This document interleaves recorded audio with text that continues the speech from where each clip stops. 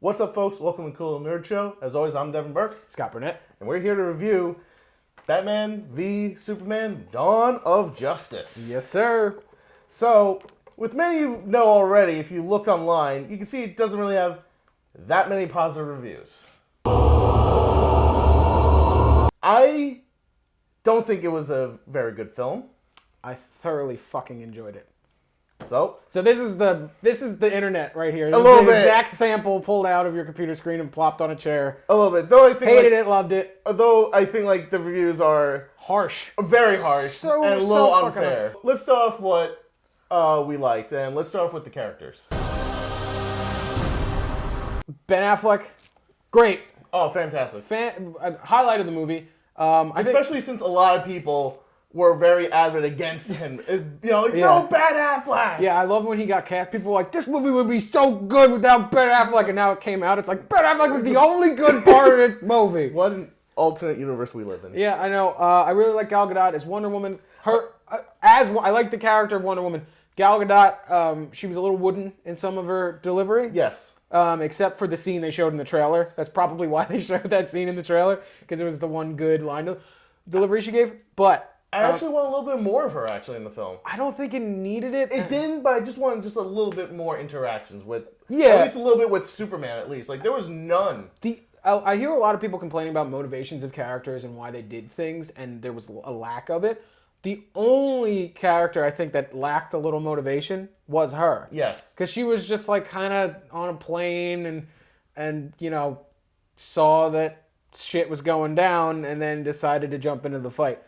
Again, this is only about the marketing of the movie. Is that this movie that whole part of Wonder Woman would have had way more impact if they didn't show it already? Maybe. Well, we'll see when the Wonder Woman movie comes out. Yeah. And maybe they'll actually be a little bit intertwined why she's there in the begin with. And Yeah, obviously. But a little side note, there's a scene in the movie. This is spoilers, of course. This is a spoiler review if we didn't mention that already.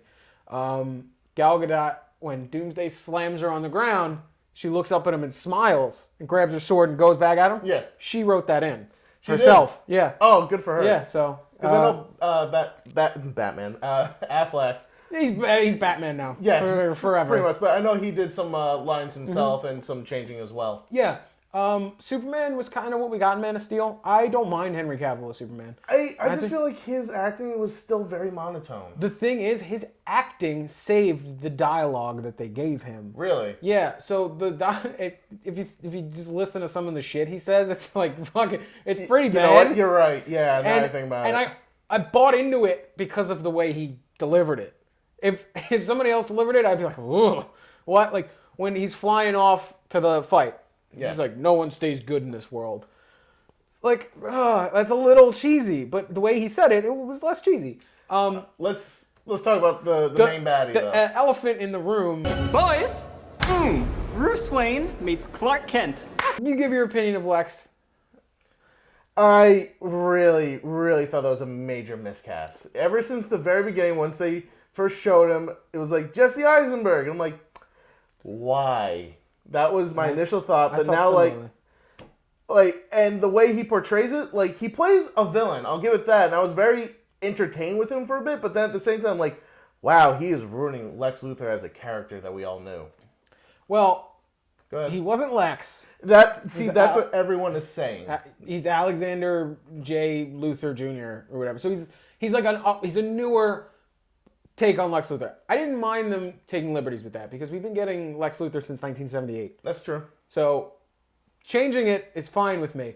Throughout the movie, I was like, he's a little bit of a caricature of a character. He was a lot over the top. He was almost Joker Riddler to me. I was going to say Nicolas Cage. A little bit, but then when you kind of work into his motivation on why he's doing it. So he gives a story about how he doesn't want his grandfather had to rub flowers on the feet of tyrants as they rode through the town, and he doesn't want. He's like, if we don't act, if we don't make a deterrent, we are going to be doing the same to these gods. So DC is very much gods amongst men, and then that's it's basically their whole bubble that they write comics in. So he doesn't want to kowtow to these gods. which is his initial motivation. This is where a lot of people have their problem because it's an extremely fan service movie, and if you don't really pick up on a lot of stuff, it's hard to, kind of appreciate the movie for what it is. It's whether you want to do it or not. I think it's a multiple view movie. It is, but at the same time, you have to. I feel bad for the people that are newcomers. Absolutely. Because that's where I feel most of the downfall is. Because people unfortunately, Marvel was first in this movie lore thing, and this is the second movie for the DCEU or whatever. Exactly. And it's very, very hard to get into it. Yeah. Because you have so much to follow. And for a runtime of 2.5 hours, 2 hours, 40 minutes, plus when the DVD comes out, that's going to be well over 3 hours. It's still very hard to keep up / try to know everything. And then the studio try to shoehorn as much they could so that way they can get everything in there. And that's what I think was the most bigger fault in this. I want to piggyback on one of your statements is that an average moviegoer going to see this who's not a comic book fan, but Batman and Superman are arguably two of the most iconic characters ever. Granted. So whoa, they're fighting? Why are they fighting? They're going to go see it. And then with the dream sequences where the Flash shows up, and Aquaman maybe is a little more noticeable, but Cyborg... No one's going to know that, guys. People are going to be lost. And for me personally, I loved that shit. Give me Easter eggs that I got to watch the movie 3, 4, 5 times to see. And that's what I like. And you see, I think that's where most of the bad reviews come in. Yeah. Because they're just shoehorning everything. And people are like, what is this? Why are they doing this so much? It's just so you can understand, the 4 or 5 seconds for each character to understand them a little bit. Critics are looking at this as through a cinematic, director hands. Well, exactly. You can't really do that with this movie, and I think that is where it comes. You get a movie like Captain America: Winter Soldier, where it's a cinematic. Take comic books out of it. It's a good a cinematic movie. You can interchange, take out superheroes and put in just regular people. It's a good story. That doesn't work with this movie because it's very larger than life, and that's the problem with DC. It's all you can't tell a small story in a DC universe. But personally, I really, really, really enjoyed it. All right, so let's talk about the overall story of Batman v Superman. It starts off very strong in my opinion. Starts off how I thought it was going to start out, with mostly a Batman's backstory, his parents dying, in the same basically sort of niche way.